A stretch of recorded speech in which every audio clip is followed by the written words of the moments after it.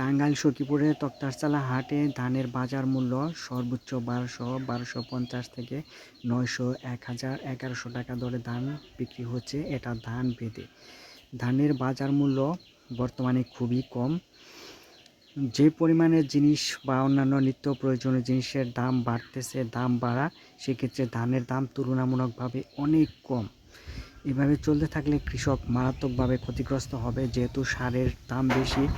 একজন দিনমজুরের দাম যদি ৯০০ টাকা ১,০০০ টাকা হয়, ধান কাটা শ্রমিক যদি ১,০০০ টাকা হয়, তাহলে কৃষক কিভাবে লাভবান হবে? আসলে এভাবে চলতে থাকলে কৃষক শেষ হয়ে যাবে। ধানের বাজার মূল্য বর্তমানে খুবই কম, যেহেতু ট্রাক্টরের বিলও অনেক বেশি। এখানে নিড়ানের বিল থাকে, বিষের বিল থাকে। এখানে বিষের দামও অনেক বেশি। এক ট্যাঙ্কি বিষ স্প্রে করলে প্রতি ট্যাঙ্কি ৮০ টাকা করে দিতে হয়। এভাবে চলতে থাকলে কৃষক কী করে লাভবান হবে? ধান চাষ করে কৃষক পুরাই ক্ষতিগ্রস্ত। একদিকে প্রাকৃতিক দুর্যোগ।